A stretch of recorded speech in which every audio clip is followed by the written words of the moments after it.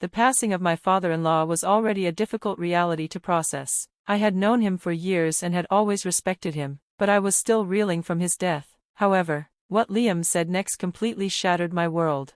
"Let's get divorced now that I've received the inheritance. I don't need you as my financial support anymore," he declared, his voice cold and matter-of-fact. For a moment, I was stunned. I didn't know how to react. "What are you talking about?" I asked, my voice trembling slightly with disbelief. Liam smirked, almost smug in his demeanor. "I just inherited about $3 million from my dad. I don't need you to support me anymore." The words hit me like a ton of bricks. I had always supported Liam, but never once did I imagine he would throw it in my face like this. He continued, voicing frustrations I had never expected. "Do you have any idea how much you've embarrassed me? I had high expectations because my dad arranged our marriage. I thought I was marrying someone extraordinary, but instead, I got someone so ordinary." I couldn't believe what I was hearing. For a moment, I felt a lump form in my throat, but I quickly pushed it aside. "And why did you agree to marry me then?" I retorted, trying to keep my composure. "You could have just said no." Liam's response was heartless. "It's obvious, isn't it? It was for the money. Who else would marry someone like you?" His words were cruel, and I couldn't understand how he could be so cold. For a second, I felt like I didn't even recognize the man I had married, but despite the pain, I managed to say, "Fine, here are the divorce papers." I handed him the papers without a second thought. I didn't feel like I needed to explain myself to him anymore. His motivations had always been clear to me, but now, it was impossible to deny. This was no longer the life I had hoped for, and it was time to move on. But there was something I kept to myself in that moment, something I hoped Liam would deeply regret later. "My name is Teresa, and I'm 39 years old. I run a fashion company, and I had been married to Liam for 3 years. Our marriage was arranged by his father, Mr. Willie, the CEO of a company I had been working with for years. Liam was 3 years younger than me. He had been the only child, so naturally, he was expected to inherit his father's company, but despite his father's efforts to groom him, Liam had shown little interest in taking on such a responsibility. Eventually, he was passed over, and the job went to someone else. He ended up taking a regular job, but even that didn't last long. When I first met Liam, I was drawn to his easygoing nature. I had always been described as too serious, too rigid. People said I worked too hard, that I lacked spontaneity. Even my ex-boyfriends would say things like, "You're not fun, it's like I'm dating a boss." Those comments stung, but I always wondered if maybe they were right. Maybe I was too serious. Liam, on the other hand, seemed carefree and relaxed. On our first date, we showed up at a restaurant he had chosen, only to find it closed. I would have panicked, but Liam just shrugged and suggested we go to a nearby diner instead. His ability to adapt without stress was something I admired. I thought that maybe being with him would help me loosen up, be less rigid. That's why I married him. But, in retrospect, I began to realize how many people had doubts about our relationship. Even Mr. Willie, my father-in-law, had reservations. "Are you sure you want to take on my son? It feels like I'm burdening you with him," he had once said, expressing concern. Despite my initial belief in Liam's potential, I soon began to see a different side of him. Not long after we married, Liam quit his job without warning or explanation. He simply stopped going to work, leaving me and Mr. Willie puzzled and frustrated. When we confronted him, his response was shocking. "Why do I need to work if Teresa is earning enough for both of us?" he said nonchalantly.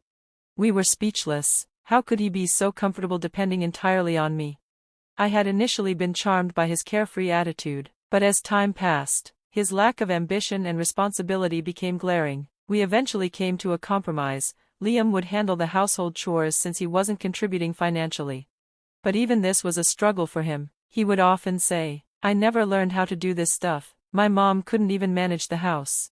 At first, I was patient. I praised him for the small things he did around the house, but even with encouragement, he never truly improved. He seemed satisfied with the bare minimum, often boasting, "Thanks to me taking care of the house, Teresa can focus on work. You should be grateful."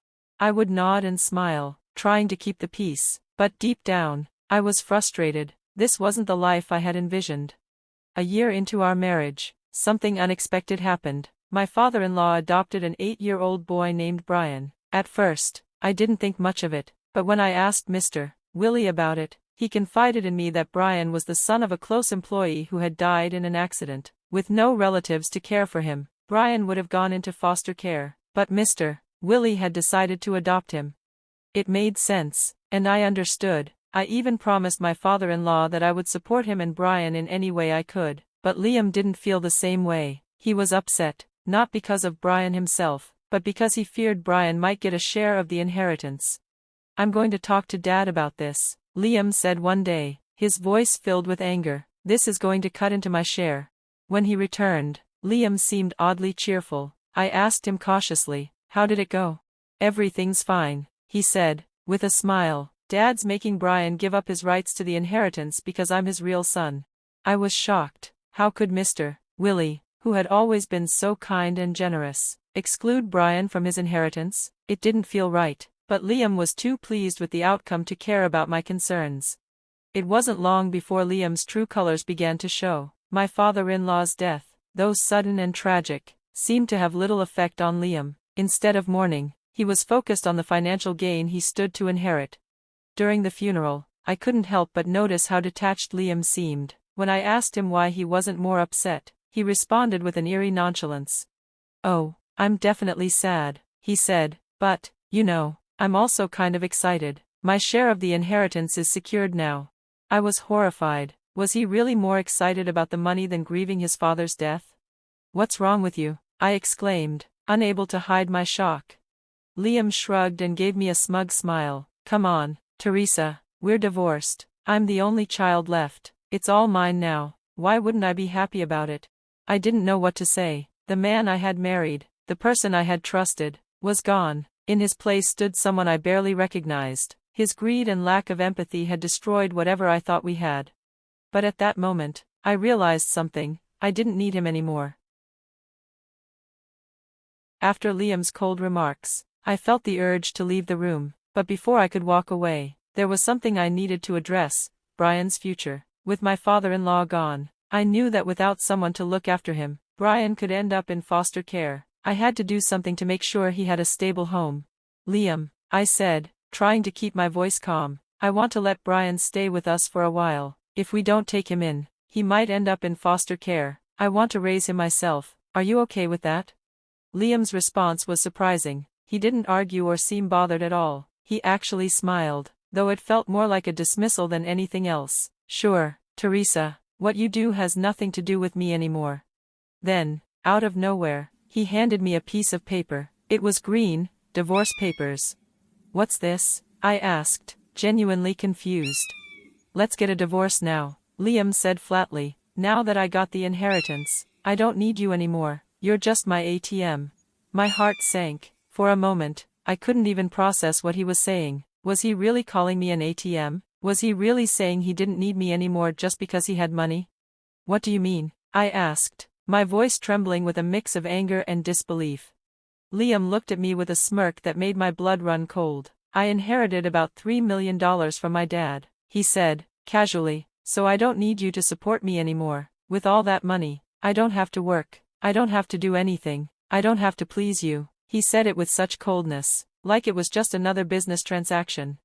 Liam's words left me speechless. I was devastated, not just because of the divorce, but because of the way money had completely changed him. My father-in-law had just passed away, and Liam's only concern seemed to be his inheritance. There was no grief, no mourning. Instead, it was as if he'd won the lottery. "Calm down, Liam," I tried to say, hoping to reason with him. "Let's talk about this." But Liam shrugged off my hand, his face twisted with anger. "Shut up, you boring woman," he snapped. "I only married you because my dad set it up, and you were a CEO, but I've always felt suffocated by you." His words stung, but I held my ground. "If that's how you felt, you could have said no to the marriage. I never forced you." Liam just laughed. "Come on, it's obvious, isn't it? I married you for the money. Who else would have married someone like you?" His cruelty cut deeper than anything I'd ever expected. I had known, deep down, that our marriage wasn't built on love, but hearing it all laid out so bluntly was still a punch to the gut. And then, as if it couldn't get worse, Liam dropped another bombshell. "I had a lot of debt," he admitted, sounding almost smug. "My dad said if I married you and changed my ways, he'd pay it off, so I married you." That was the final straw. The truth was out. Our marriage had never been about love. It was a business arrangement, a way to pay off his debts. I stared at him, seeing him in a way I never had before, a man who had used me and never cared for me. Without thinking, I began filling out the divorce papers. I wasn't going to waste any more time trying to reason with him. This was it. Liam, who had been advocating for the divorce, looked surprised to see me take control. "Hey, are you really going through with it?" he asked, his voice filled with disbelief. "Fine," I said, feeling a sense of freedom wash over me. "Here are the papers." As I wrote, I couldn't help but notice how happy Liam seemed. He practically beamed as he spoke. "Now we're strangers. Whatever happens from now on doesn't matter to either of us. You can live with that kid, and I'll find myself someone younger. We're free." His words stung, but I managed to keep my composure. "Interesting, Liam. If you were this happy, you should have asked for a divorce sooner." "I had my reasons," Liam said, stuffing the papers into his bag and walking out of the house with a sense of finality. The house suddenly felt so much bigger, emptier. The life we had shared was gone. It was time for something new. Brian needed stability, and I was determined to provide that for him. I started making plans to move. Selling the house and finding somewhere closer to my parents seemed like the best option. Brian would have a fresh start, and I would too. The search for a new place took a while, but eventually, we found a beautiful house that checked all the boxes. It was a little more expensive than I had planned, but it was worth it, especially for Brian. When we visited the property, his face lit up when he saw the swimming pool. "Wow, this is amazing," he said, his excitement infectious. We moved in shortly after, and though settling in took some time, it became our home, a place where we could start over, without the past weighing us down. Then, out of nowhere, I received a call from Liam. He wanted to meet. He said he was sorry and wanted to apologize. My curiosity got the better of me, so I agreed to meet him. I left Brian with my mom and went to a diner where Liam was waiting. He looked pale, stressed, like he hadn't slept in days. "Teresa," he called, standing up when I approached. I gave him a cold stare. "What do you want, Liam? We're supposed to be strangers now." "Don't say that," he said, sounding almost desperate. "The truth is, my dad had a lot of debts." "Didn't you inherit $3 million from him?" I interrupted. "Just use that to pay off your debts." "No," Liam said, his voice breaking. "The debts were more than what I inherited. I need your help, Teresa. You must have some savings." I couldn't believe what I was hearing. This was the same man who had treated me like an ATM. After everything he had said, now he was asking for help. I felt a cold anger bubble up inside me. "You regret marrying me, huh?" I asked, my voice cold. "After everything you said, now you want my help?" Liam tried to justify himself, but it fell flat. "I never thought I'd end up like this. Please, Teresa, I really need your help." "I don't have the money to help you," I replied firmly. Liam's expression faltered for a moment, but he quickly tried to recover. "I heard your business is doing great." "That's not true," I said. "I don't have money to lend, and even if I did, I wouldn't give it to you." Liam looked guilty for a moment, but he didn't apologize. He just looked down, lost in thought. He tried to ask me if I still cared about him, but I wasn't falling for it. "No, Liam," I said, standing up. "You only see me as a dollar sign. You can't fool me." I turned to leave, and as I did, he called after me. "Can we start over? I never meant for things to end like this. I still care about you." I didn't look back. I had nothing left to give him. My life had moved on, and I wasn't about to let him drag me back into his mess.